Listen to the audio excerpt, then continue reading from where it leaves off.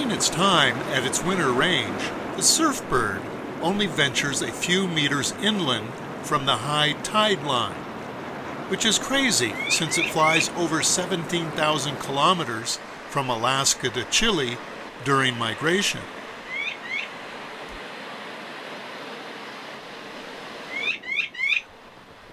Surf birds like to eat snails, other mollusks, and crustaceans.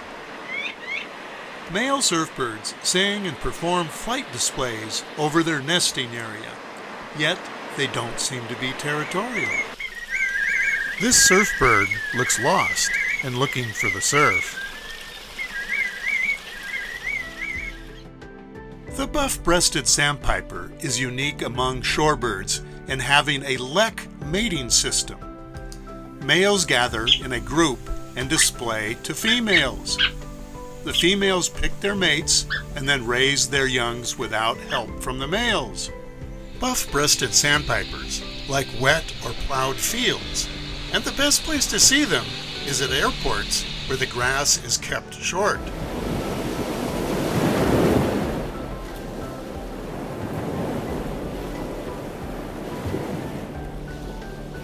Sanderlings are extreme long-distance migrants that breed only on high Arctic tundra, and during the winter they live on the world's warm sandy beaches. Non-breeding sanderlings sometimes stay on their wintering grounds all summer long, but are considered rare in Costa Rica. But they are common migrants in the fall and spring. Sanderlings are one of the most widespread shorebirds in the world. They are often seen running back and forth with the waves as they forage. After foraging along the water's edge, they often regurgitate sand pellets studded with mollusks and crustacean shells. When they are attacked by peregrine falcons, they fly in compact flocks, flying erratically to dodge the predator.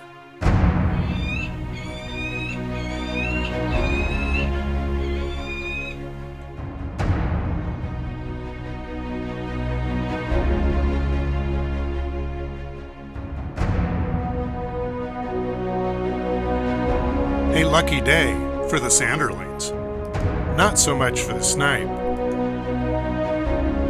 Shorebirds of many different species congregate in large groups on the salt flats.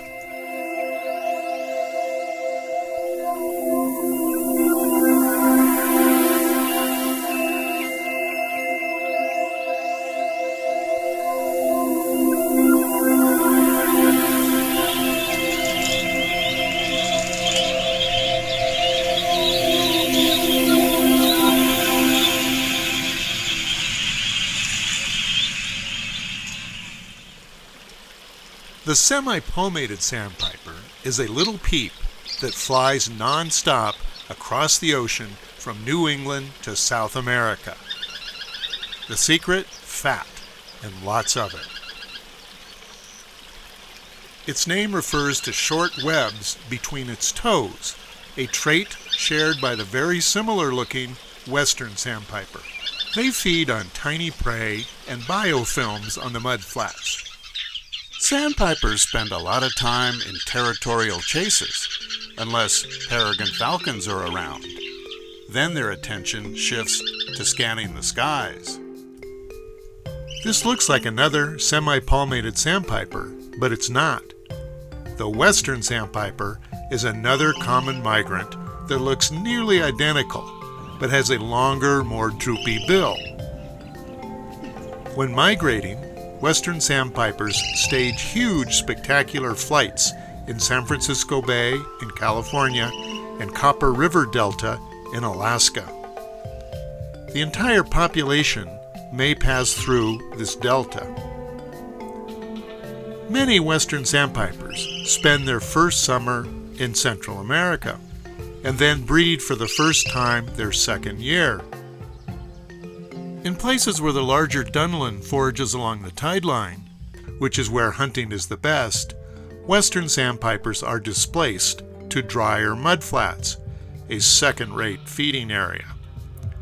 Such is the life in a competitive world.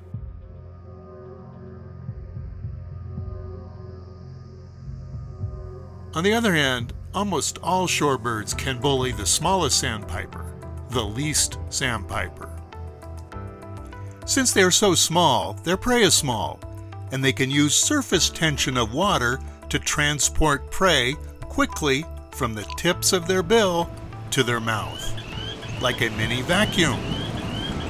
This sandpiper looks for food on drier and higher ground than other species, and they form less numerous flocks. It's important to mention that shorebirds as a group are long-lived. As an example, one least sandpiper lived for 15 years. That's a lot of frequent flyer miles.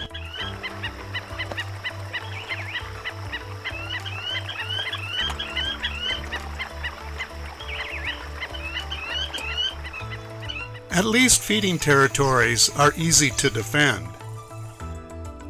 Royal terns hang out with all the shorebirds at high tide.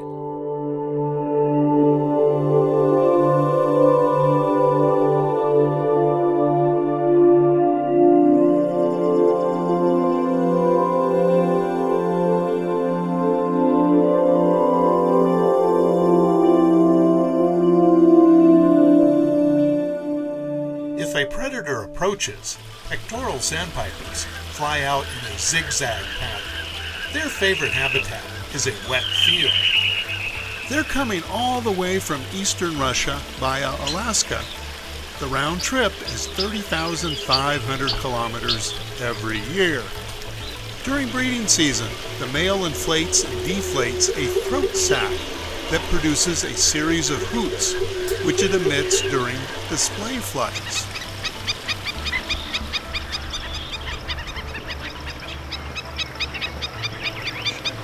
Now, this is a difficult species to ID in the field. You have to see the white upper tail coverts and the reddish base of its lower mandible. White-rumped sandpipers can be found at the water's edge of both fresh and salt water.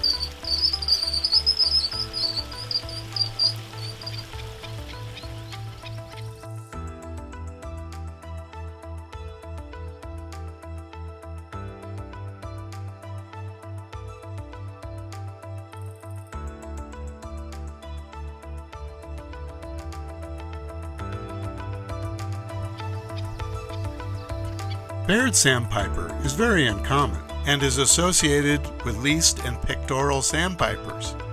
A shorebird that doesn't like to wade, but forages on mudflats and grassy areas. More often seen in Costa Rica's Central Valley in the highlands, but has not fared well with the draining of ponds and marshes.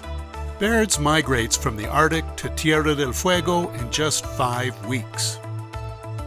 He looks like he could walk there in 6 weeks.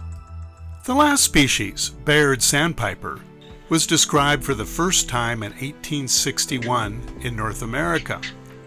But this species, the Dunlin, had its own name in 1531 in England.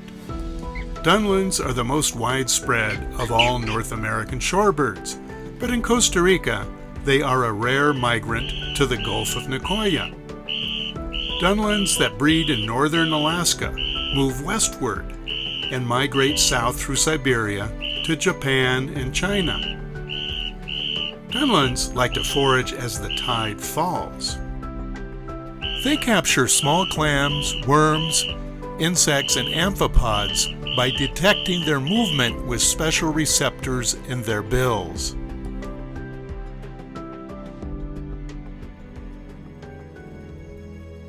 The stilt sandpiper migrates from the Arctic through the middle of North America and ends up in inland South America. Dragonfly larvae are voracious predators, but this one was no match for the stilt's bill. Here you can see that the stilt sandpiper has greenish legs and is smaller than the lesser yellowlegs. The red knot does something that other birds don't do. Birds produce a waxy oil by a preen gland, which they rub all over their feathers. Mammalian predators have learned the scent of preen. That's not good, but knots have adapted to produce a less scented wax during the breeding season when these predators are a problem. Red knots eat mollusks that they swallow whole. Their gizzard crushes those clams, and it turns out that knots have the largest gizzard of any shorebird. They are known for forming huge flocks just before migration. These knots are in breeding plumage and have fattened up, ready for their long trip. Dowitchers come in two species, the short-billed and the long-billed. Short-billed dowitchers prefer shallow salt water with soft muddy bottoms in mudflats and salinas. They probe deeply and sweep their bill from side to side along the soft muddy bottom as they feed on marine worms, mollusks, crustaceans, and insects.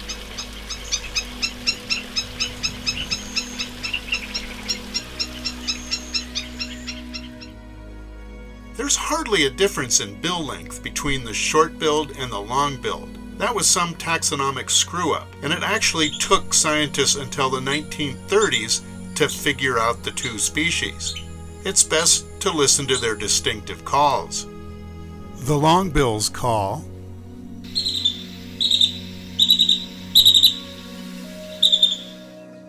the shortbills call.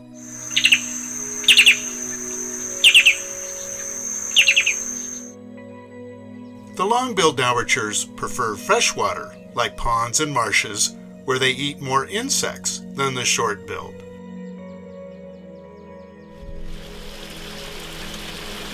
Personal hygiene includes preening and feather cleaning.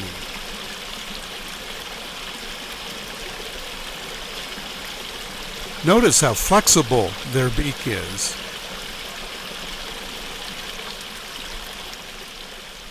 Wilson snipes probe soft, wet soil for insect larvae, worms, and other invertebrates. Their bill's tip can open even while the rest of their bill is closed. Because their eyes are set far back on its head, they can see behind themselves. No one is sneaking up on a snipe.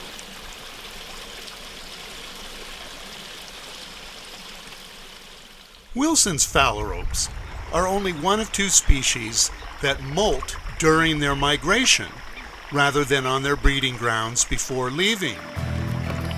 This is not an ornithological version of a whirling dervish, but a feeding strategy whereby the swimming in circles creates a mini whirlpool that sucks up food from the bottom of the pond.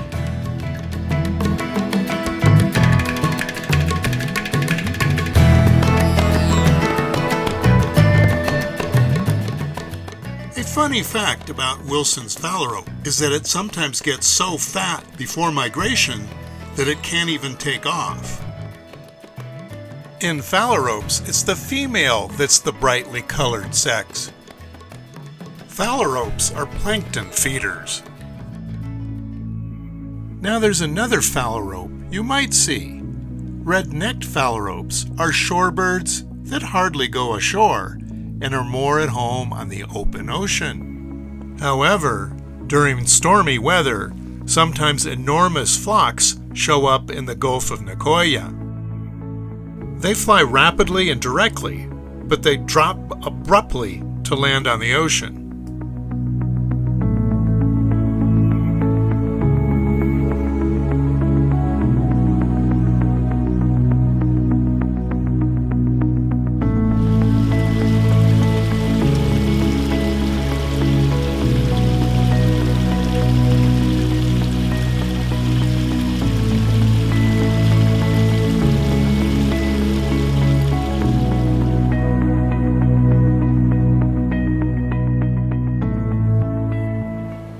As spring comes, it's time to go back north again to the breeding grounds.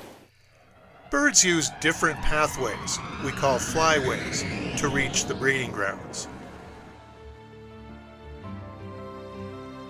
Here, thousands of swallows gather in central South America to begin their exodus.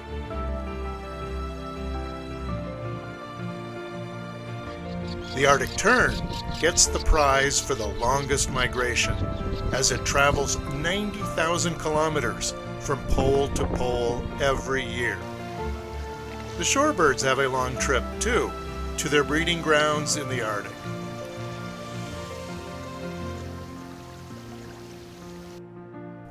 They find plenty of food, but few trees, so they have evolved to make a simple nest right on the ground. Just a slight indentation, and that's good enough. The eggs do resemble rocks, which help against predators. If they only knew how far they're gonna have to fly.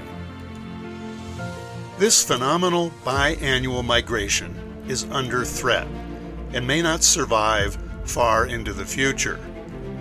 Since 1973, shorebird populations have dropped by 70% across North America. Threats include climate change that not only affects migratory shorebirds, but all life forms on Earth, including the one that's causing the problem. That's us. Shorebirds suffer from conversion of mudflats and marshes. Habitat loss due to sprawling shrimp farms is a particular problem in the Asian flyways, but also in many Latin American countries. Salt ponds, while on a small scale, aren't a big problem, but massive salt operations can destroy large areas of shorelines, eliminating resting and feeding areas.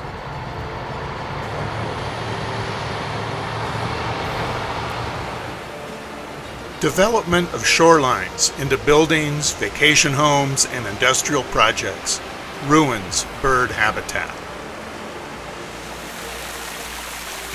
Dredging of marshlands for agricultural reclamation, marinas, or condos destroys foraging and nesting areas.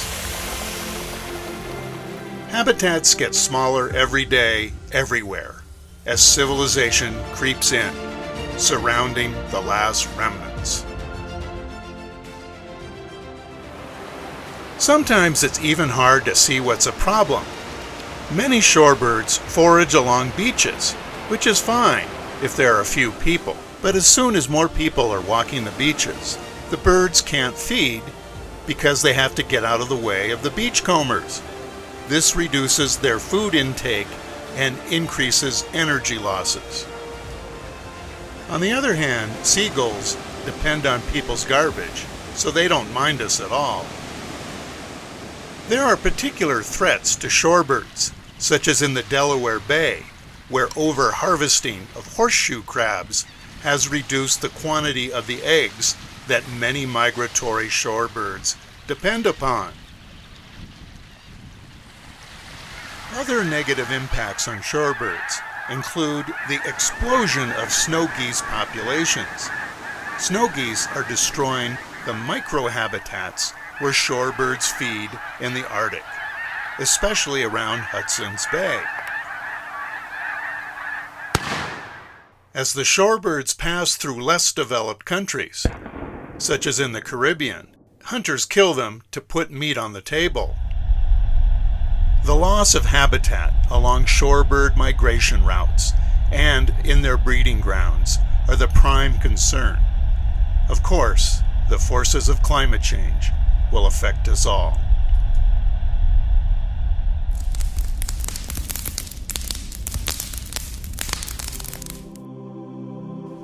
It would be very sad if shorebirds disappeared and we could no longer marvel at their wondrous migrations across the globe. Their future depends on actions from people like you.